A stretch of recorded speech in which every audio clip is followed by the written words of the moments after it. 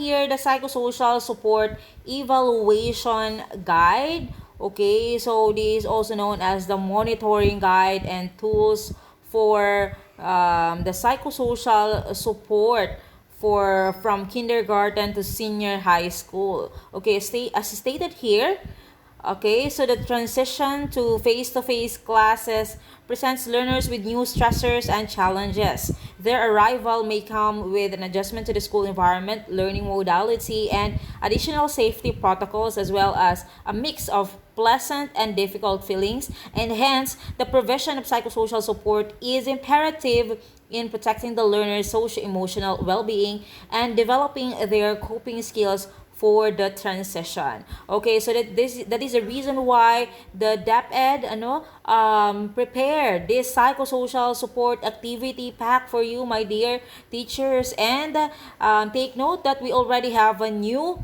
psychosocial support activity pack. May bago na tayo kasi before, ang activity pack natin is good for kindergarten to grade 3 and senior high school lang. But this time, yung new pack natin is good for all grade levels. So, kaya naman na wala na tayong hahanapin pa, no? So, meron na tayong guide kung paano tayo gawa ng psychosocial support. Okay, so alongside the provision of psychosocial support activities in the classroom, meron tayo syempre evaluation tool provided in order to, ano ba yung purpose? To assess how learners are responding to these activities and also gauge their overall adjustment to the present situation. The structure of the evaluation tool directly aligns with the skills identified in the Psychosocial Support Activity Packet or ito ngang PSAP. In this matter, the learner's responses to specific items can inform teachers in determining which skills to focus on and repeatedly conduct activities for. Ayan, both the PSAP and the evaluation tool adopt the 3 sources of resilience model of the Department of Education and DOH. Ito na nga yung I am, I can, and I have. Ayan, so bawat sources of resilience ay may nadidevelop din ng mga psychosocial well-being skills. So for I am, dinidevelop dito ang emotional safety, self-awareness, and self-expression so that the student will be able to tell himself or herself that I am able to acknowledge and express my feelings. And for I have the capacity to regulate my emotions and find solutions to challenges, we are trying to develop, of course, this well-being skill of being of self-regulation and problem solving, and the last but not the least is I can component, or I can do my best in school, develop healthy relationships with my peers, and imagine a bright future for myself, which we want our students to develop their self-confidence and empathy. And of course, we also tried, or this tool also tried to define the different terms, okay, like the psychosocial well-being, ano ba ang emotional safety, yung 7S na tinatawag, ito yung 7 S, okay, or psychosocial skills that we want our learners to have, okay. So dinefine din dito ang adjustment, ang psychosocial adjustment to the face-to-face learning modality, okay, ano yung affect, motivation, self-agency, okay. So for the administration of the Psychosocial Support Evaluation Form, meron po tayo ditong schedule kung kailan ba dapat natin itong i-administer. Well, actually, meron tayong 3 beses kung kailan ito i-administer. This evaluation tool is administered at 3 time points, and it is described in the table below, as you can see. But of course, it's the teacher's discretion accordingly at what specific time within or after class hours shall be the administration of the form as long as it aligns with the schedule flow. So, 3 beses tayo mag-administer ng evaluation form na ito. We have this pre-evaluation, or it means that prior to the first hour of psychosocial support activity, ideally on the first day of classes before the teacher starts with a PSS activity. Ito, maganda rin ito para talagang ma-assess natin kung ano ba ang pangangailangan ng ating mga learners, okay? Ano ba, saang estado na ba, anong estado niya, ano?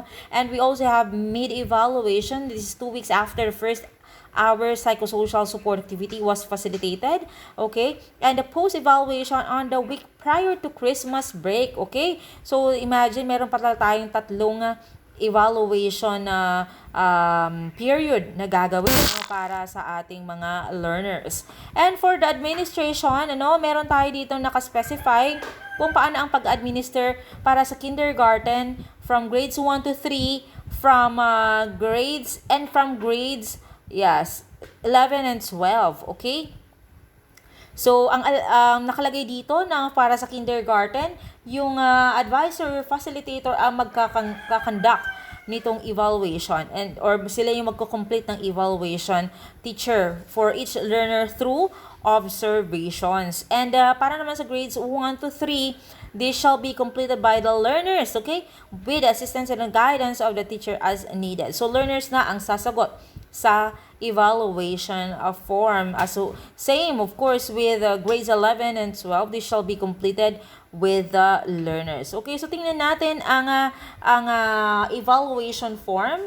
So, ito nga yung tinatawag na pagsusuri sa psychosocial or psychosocial para sa balik eskwela, or the Filipino term of psychosocial is psychosocial para sa balik eskwela. Okay? So, nais masuri ng talatanungan na ito ang pag-uugali at pakikitungo ng mga mag-aaral sa kanilang pagbabalik eskwela. So, bago mag-umpisa, unawain ang nakalakip na gabay para sa pag-obserba ng mga bata. Ilagay ang katumbas na puntos na naglalarawan kung gaano kadalas na ipapamalas ng mag-aaral ang kilos o ugali para sa bawat pahayag. So, magbase sa gabay na ito para sa pagpupuntos. So, meron tayo ditong 4 na puntos or 4 na scale from 4 or madalas, 3 minsan, 2 bihira, at 1 hindi kailanman. At meron tayo ditong 12 items para sa evaluation tool for kinder.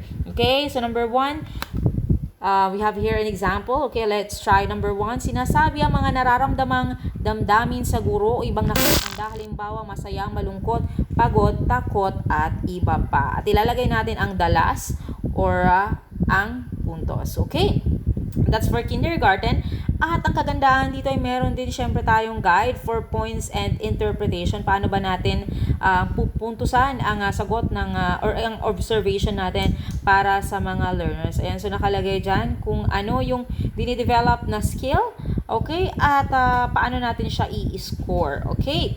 So, ayan, babasahin na lang po natin yan. Malinaw pong nakalagay dyan ang scoring key. Okay? Now, para naman sa grades 1 to 3, ito ang pagsusuri sa psychosocial para sa balik eskwela. So, ito naman, ulitin ko, ang mga mag-aaral na ang mag-answer or sasagot ng form na ito. Okay? So, may nakalagay ditong instruction na malaman ng talatanungan na ito ang iyong mga iniisip at nararamdaman sa pagbabalik eskwela at sa iba't ibang psychosocial support activities na inyong ginawa para sa pagbabalik eskwela. Tandaan na walang tama o maling sagot.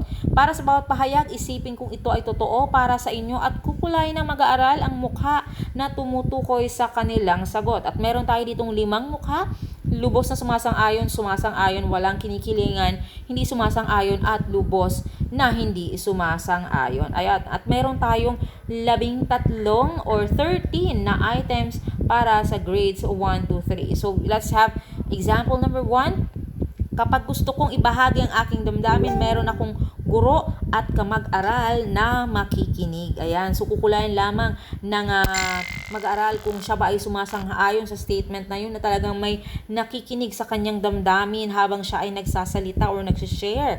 Okay? So, ayan, so lalagyan nila ng color yung mukha na nagdi-describe sa mga experiences nila. Okay, so again, 13 items ito at meron din siyang guide for scoring and interpretation. Okay, so ayan, para talagang ma-assess natin kung ito ba ay ang learners ba natin ay talagang ready na. Okay, at nabigyan ba natin sila ng tamang psychosocial na assistance, okay, or psychosocial support, psychosocial na suporta. Okay, ayan. So para naman sa grades 11 and 12, so dito naman the same naman nung instruction, the same din naman yung scale, pero ang gagawin ng learners ay bibilugan na lamang nila ang number, okay, from 1 to 5, scale of 1 to 5. Okay? At meron din siya the same teacher's guide for scoring, interpretation, and evaluation. Okay? So, ayan po ang ating ating evaluation guide for the psychosocial support for learners. For the soft copy of this, I will be putting this in the description box para po ma-download natin ito at magamit na natin ito sa pagsisimula ng pasukan bukas, August 22, 2022. Maraming salamat.